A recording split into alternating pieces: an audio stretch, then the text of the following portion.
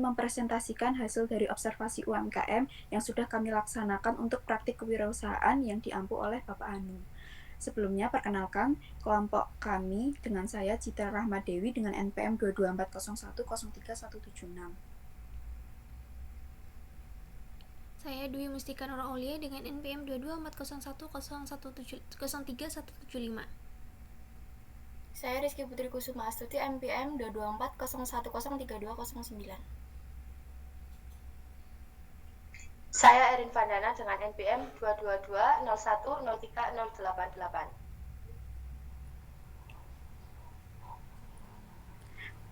Yang pertama, UMKM yang kita observasi yaitu usaha tape ketan 38.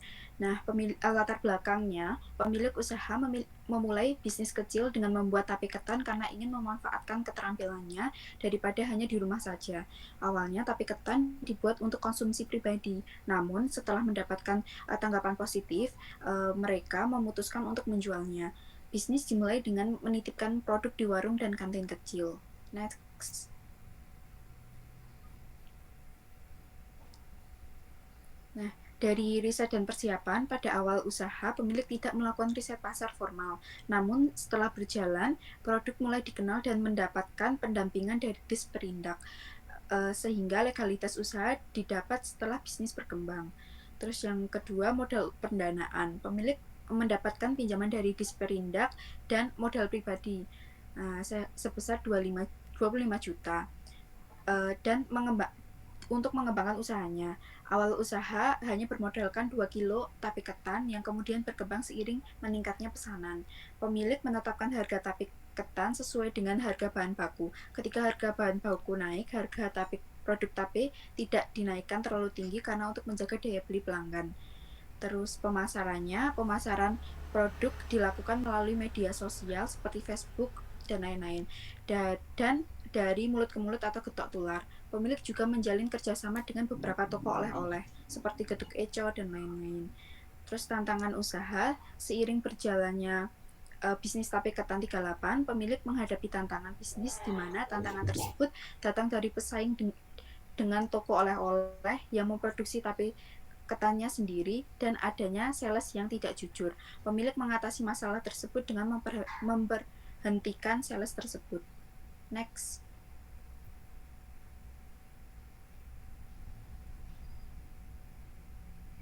Kemudian usaha yang kedua ada Yummy Smoothies. Nah, usaha ini dimulai dari inspirasi yang diperoleh melalui konten di TikTok yang menampilkan pembuatan makanan sejenis. Nah, dengan melihat potensi pasar di Magelang, pemilik usaha berusaha untuk mencoba dan membuka bisnis dengan produk yang mudah diterima oleh konsumen.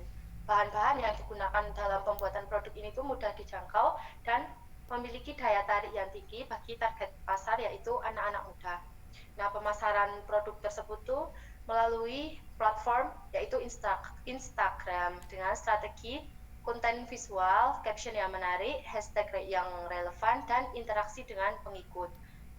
Kemudian ada harga, nah modal itu ditetapkan berdasarkan biaya barang dan riset harga. Nah, sumber modal produk tersebut tuh dari tabungan pribadi pemilik usaha. Nah, harga itu ditentukan berdasarkan HPP tanpa kenaikan harga bahan baku.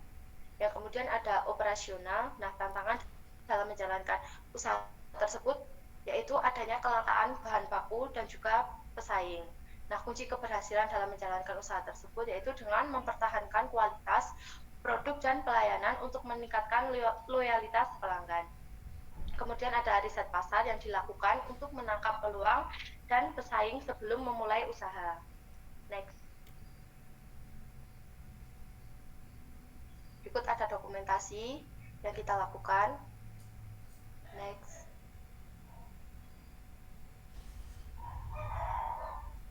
Next. Baik, selanjutnya ada aspek yang diperbandingkan antara usaha tape ketan dan usaha smoothies. Yang pertama ada kualitas produk. Dari usaha tape ketan sendiri menggunakan bahan baku beras ketan yang difermentasi dan menghasilkan rasa yang khas. Sedangkan usaha smoothies sendiri menggunakan bahan baku yang segar, fokus pada variasi rasa smoothies.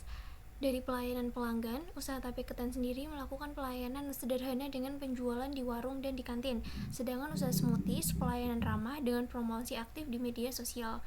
Kemudian dari segi strategi pemasaran, usaha tape ketan sendiri memakai pemasaran melalui metode getok tular dan media sosial. Sedangkan usaha smoothies melakukan pemasaran online melalui Instagram dan kolaborasi influencer.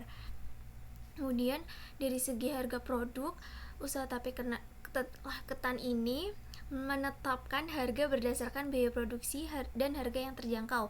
Kemudian usaha smoothies ini menetapkan harga berdasarkan modal, mempertimbangkan daya beli pelanggan.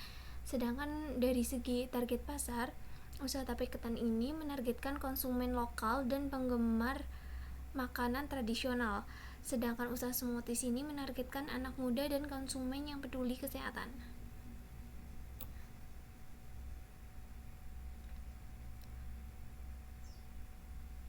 Nah, kemudian setelah kelompok kami melakukan riset atau studi banding dengan pelaku usaha, kelompok kami itu memutuskan untuk memilih usaha cireng isi. Next.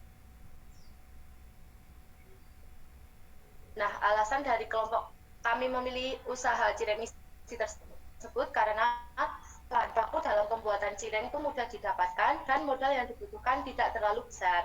Selain itu, cireng memiliki rasa yang nikmat dan enak dengan harga yang tentunya murah sehingga makanan tersebut begitu disukai masyarakat luas. Nah, cireng bisa divariasikan dengan berbagai isian seperti keju, daging ayam, bakso, sosis, dan yang lainnya.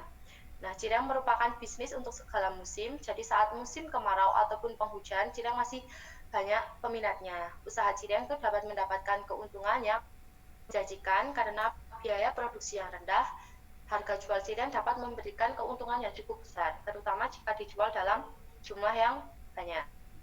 Next. Nah, modal usaha untuk pembuatan cireng tersebut yaitu kelompok kami mengambil keputusan untuk menggunakan modal bersama. Dengan demikian, hasil keuntungan juga akan dibagi rata dengan anggota kelompok. Nah, modal awal yang diperlukan belum bisa ditentukan karena kami belum bisa menentukan karena kita memakai sistem pre-order. Next. Selanjutnya ada biaya anggaran produk cireng kami. Yang pertama ada bahan baku tepung sagu dengan harga per unitnya itu 8.000 sampai 10.000 dan total harga yang kami beli itu 2.000 sampai 2.500. Selanjutnya ada tepung terigu dengan harga per unit 3.000 sampai 5.000 dan total harganya 3.000 sampai 5.000. Selanjutnya yang ketiga ada bawang putih, harga per unitnya itu 10.000 dengan total harga itu 30.000. Selanjutnya ada cabai rawit, harga per unitnya 12.000 dan kita membelinya itu harganya bervariasi. Selanjutnya ada ayam suwir pedas, harga per unitnya itu 25.000 per kilonya. Per 250 gramnya dan total harganya itu sama yaitu 25.000. Yang selanjutnya ada bakso, harga per unitnya 20.000 per 250 gramnya dengan total harga sama yaitu 20.000. Yang selanjutnya keju mozzarella dengan harga per unit 15.000 dan total harganya sama yaitu 15.000. Selanjutnya yang terakhir ada minyak untuk menggoreng, kita belinya sesuai kebutuhan. Harga per unitnya itu sekitar 5.000 sampai 10.000 per liter dan kita membelinya sesuai variasi dan kebutuhan usaha kami. Selanjutnya ada analisis SWOT. Yang pertama itu ada strength atau kekuatan.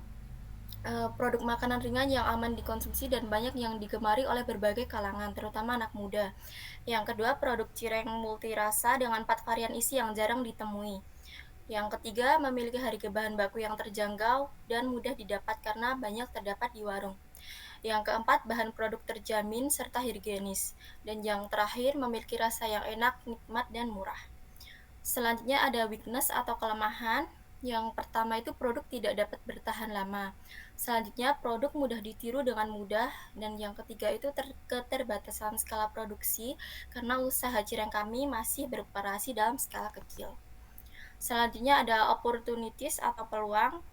Yang pertama, jajanan makanan ringan yang banyak dikenali oleh semua kalangan. Kedua, pembuatan produk tidak terlalu rumit. Dan yang ketiga, platform promosi online untuk meningkatkan penjualan cireng kelompok kami. Selanjutnya ada threats atau ancaman. Yang pertama itu adanya kompetitor produk yang sama. Yang kedua, adanya perubahan tren konsumen terhadap permintaan makanan ringan yang dapat berubah-ubah seiring dengan berjalannya waktu.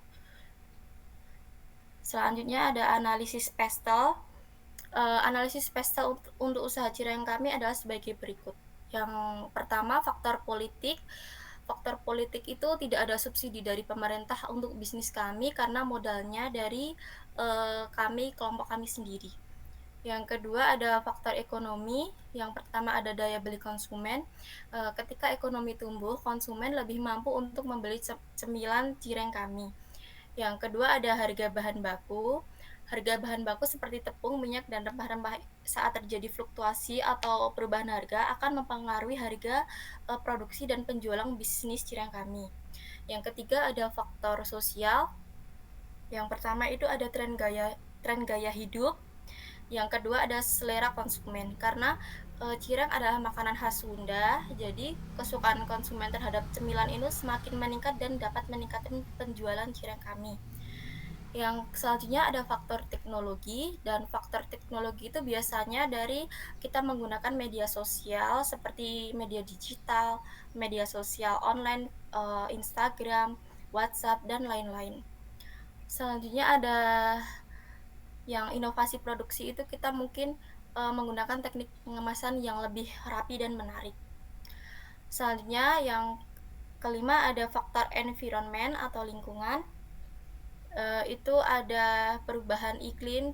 Ya, jika perubahan iklim itu seperti berubah-ubah gitu, mungkin mempengaruhi dari proses tumbuh bahan baku yang kita gunakan seperti bahan baku singkong dan lain sebagainya.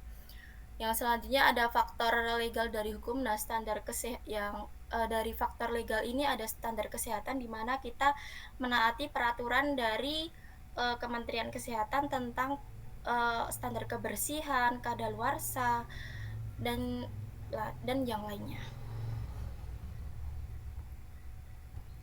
Oke, kemudian selanjutnya ada proses produksi cireng isi sendiri. Yang pertama itu persiapan bahan baku. Jadi kita mempersiapkan bahan baku dari tepung-tepungan, isian, dan lain-lain. Kemudian yang kedua pembuatan adonan kulit. Yang ketiga ada pembuatan isiannya seperti keju, kemudian ada ayam suwir dan bakso. Kemudian ada selanjutnya pembentukan cireng.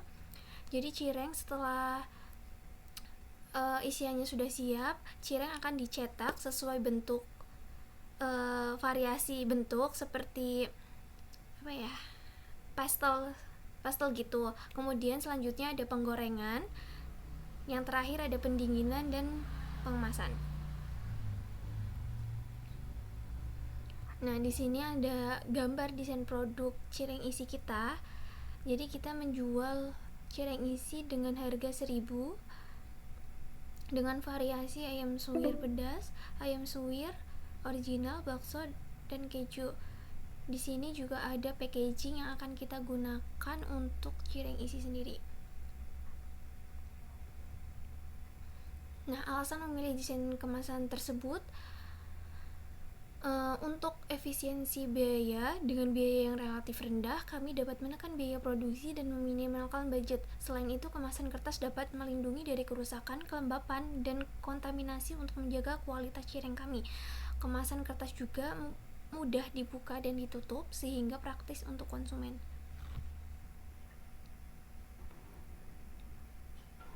Selanjutnya ini label kemasan dari kelompok kami. Next. Ini desain poster untuk promosi. Bisa dilihat bahwa poster produk kami yaitu 1.000 per pieces. Next. Media promosi yang kelompok kami pilih yaitu media sosial seperti WhatsApp, Instagram, dan lain-lain. Alasan memilih model promosi di sosial media karena WhatsApp memiliki jangkauan yang luas dan dapat menjangkau target pasar secara efektif. Konten yang menarik dan kreatif dapat membantu meningkatkan brand awareness dan menarik minat pembeli. Next. Nah, berikut media Instagramnya, mungkin teman-teman bisa follow @cemilan.cirengisi.